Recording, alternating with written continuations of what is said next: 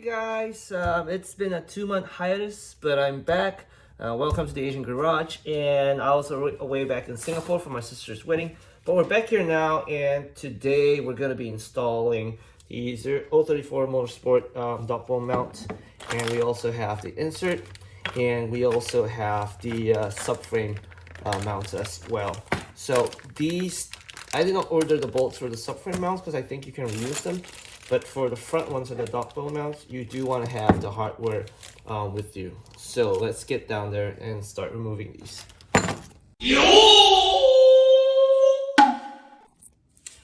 Okay, so we're at the rear of the car, and this is the rear subframe mount. There's one here, and if we go further back here, where is it? There we go. That's it. So there's 4 of them, 2 here and 2 on the other side. And as you can see, they are pretty dead. So I'm not sure how we're gonna get them out, but we're gonna ugga-dugga a little bit and try to get them out, yeah? Okay, let's try. Let's hope it comes out, or the bolt might break. Who knows? Okay. Better not go out. Oh, the bolt turned. Holy shit, that's long. Look at all that. Oh gosh. Woo! Okay, we got this out. Let's go to the other side. So these look a little nicer. Let's try. Okay.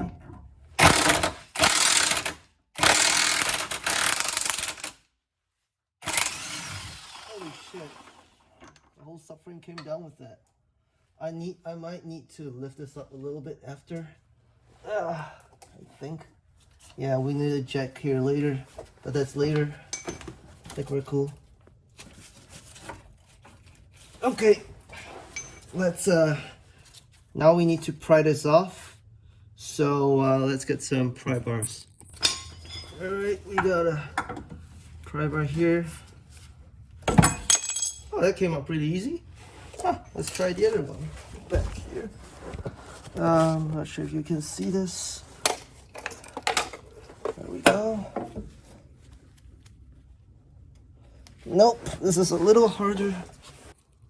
Okay, so after some prying a little bit, it all came off, but oh my gosh, this looks so disgusting.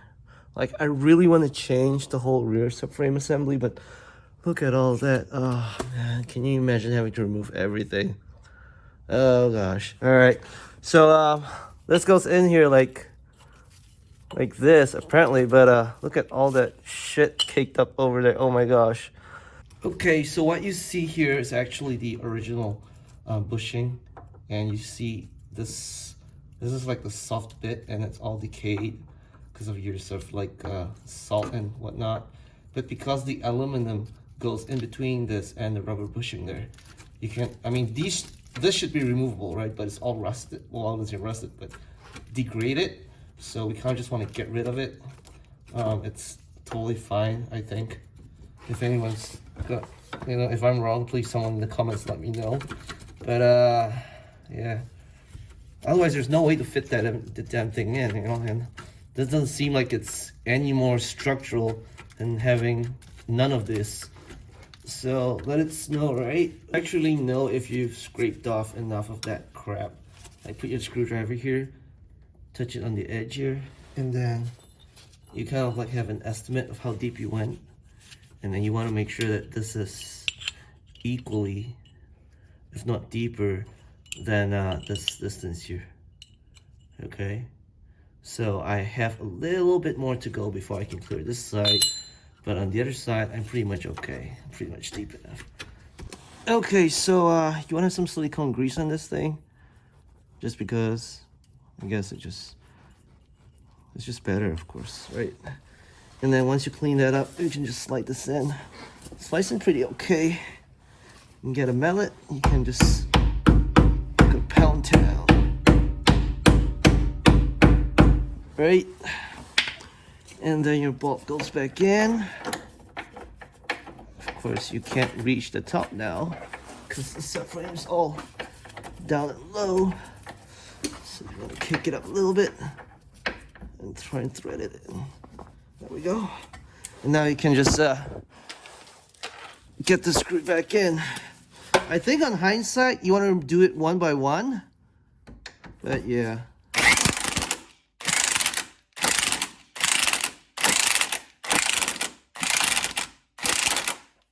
There we go. And we're up. I think we're good. Yeah. I'm going to check the torque spec later, but I just want this up first so we can put the one in the front on as well. Okay, so both of them torque to 70 Newton meters and a 90-degree turn, but we're just going to do about 75 just because these are really, really old bolts. You don't want to overstretch them. And there's a long way to go just because there's a little grease and grime. And it's just going to push the subframe insert in for us. And we'll see you when we're done.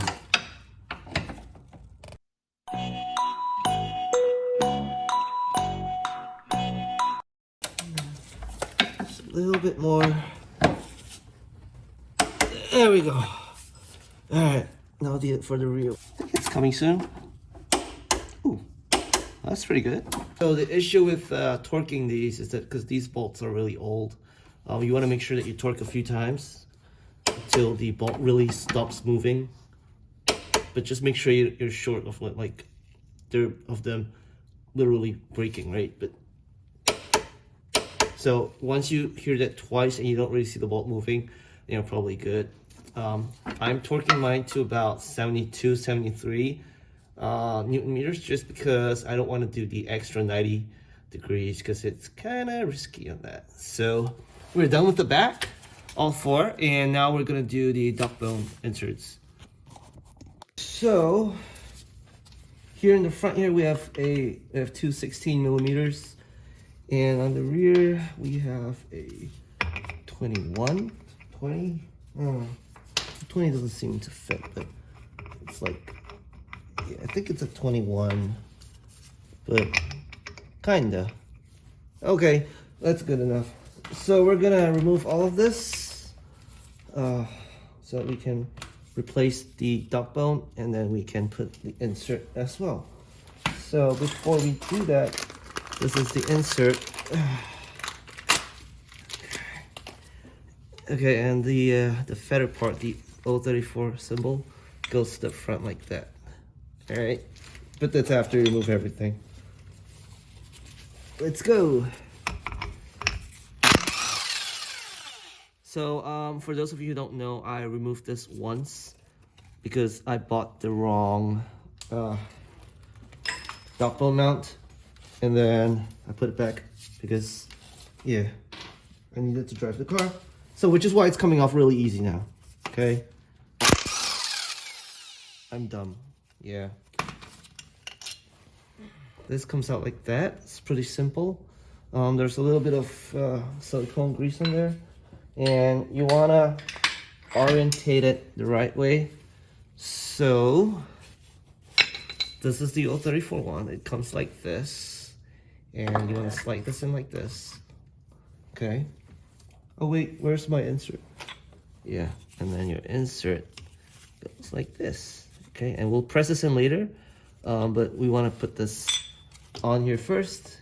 And when we do, don't forget that this drops off. Okay, so I think you want to thread the rear one first. Makes it a little bit easier later. Okay, once you get this, then this whole thing actually has to go pretty far back. Then you can thread this in. Okay, let's go.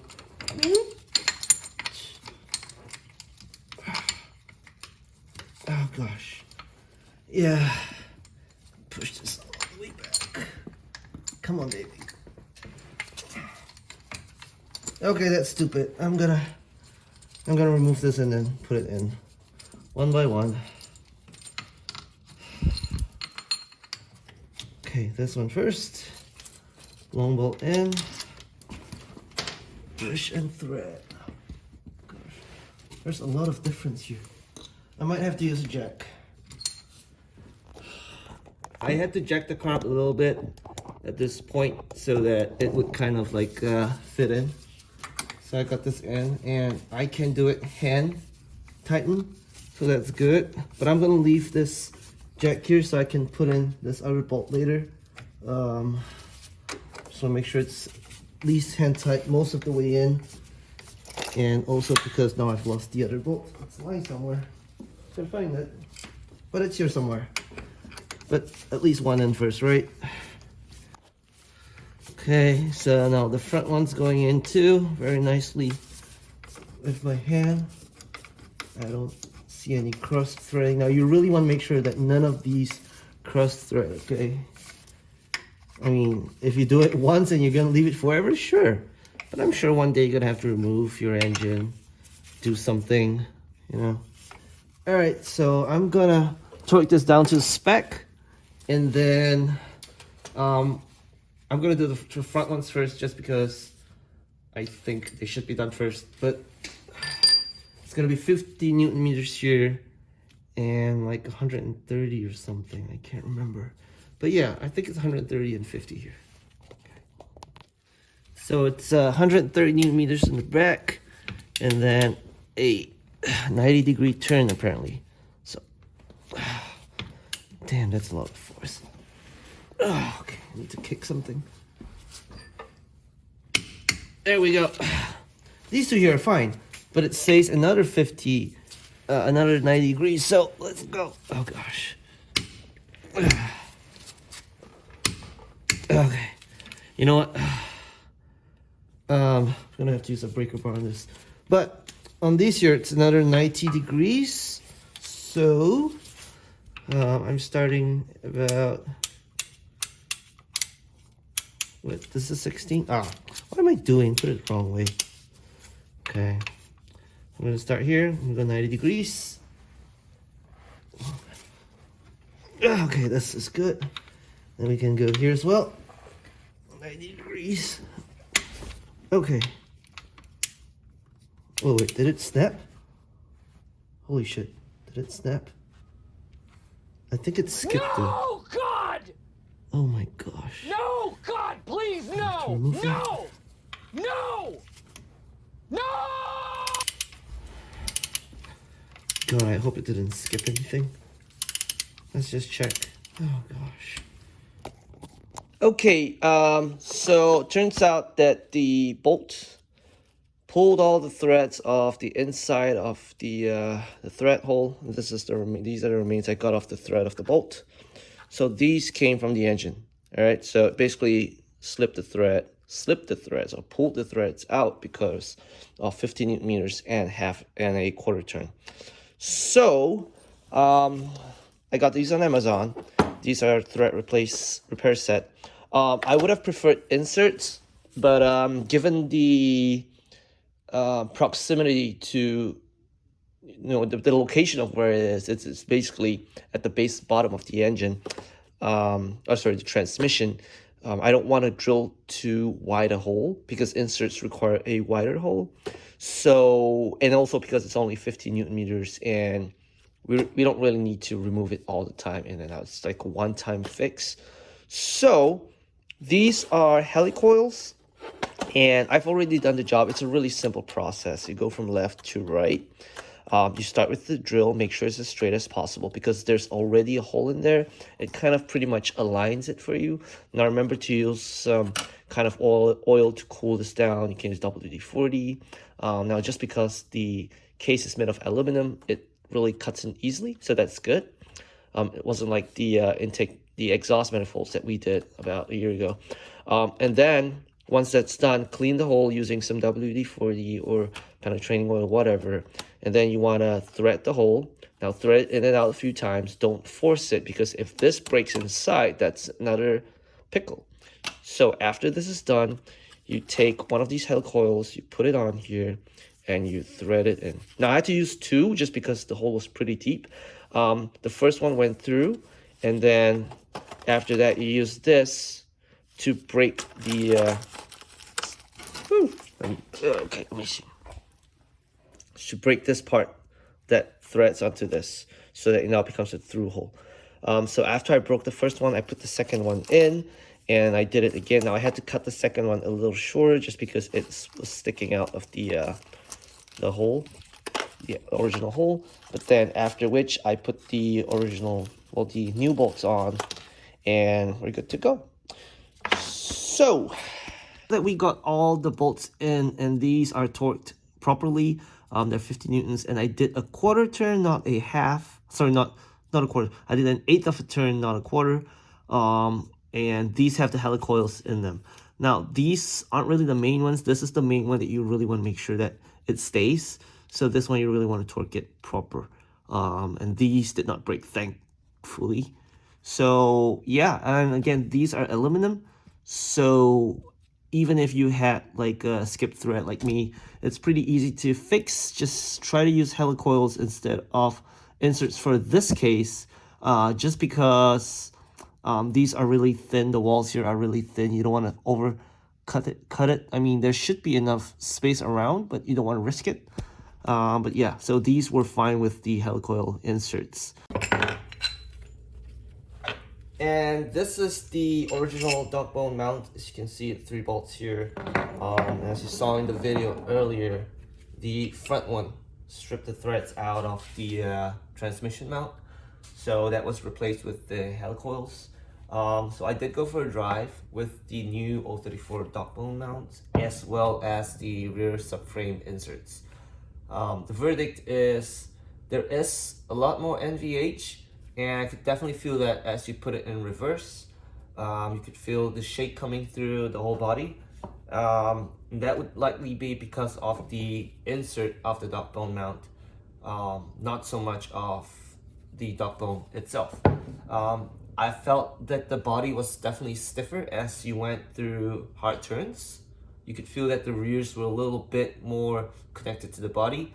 It didn't feel like it was swaying everywhere, and I definitely felt that before, just because if you saw how crumbly the original bushings and the mounts were. And the original mounts as well at the rear did not have the side walls that go up into the into the subframe mount, and that was just so it filled the gap and allowed more connection between the rear subframe and the actual chassis. So all in all, I think this Dogbone itself a really good buy. If you're concerned about NVH, I would not get the Dogbone inserts, but I would definitely get the rear subframe inserts, just because it really makes the car feel so much more connected to the front. The rear of the car connected to the front. Yeah, all in all, I think it was a good buy. And if you are installing this on your car and you know your car is from the salt regions, like really just the whole northern side of America, just be careful not to over torque your bolts. I mean, I didn't even over torque it. It was like 50 Newton meters and a quarter turn, but it snapped just like at the quarter. So I think going to spec at 50 Newton meters is more than enough. It's more than you need, just because these only they control the movement back and forth, not so much in up and down. So as long as these are torqued well, they should be fine this way. If you're concerned, maybe use some Loctite and a 50 Newton meter. Otherwise, I think the 50 Newton meters are fine. The main bolt here is 130. This one, I suggest you get it to spec 130. Okay, so we'll see what else we can do over the next few weeks. I might be putting on my splitter again, just because the previous one broke. But yeah, if you like this video, give me a thumbs up, subscribe, and we'll see you next time.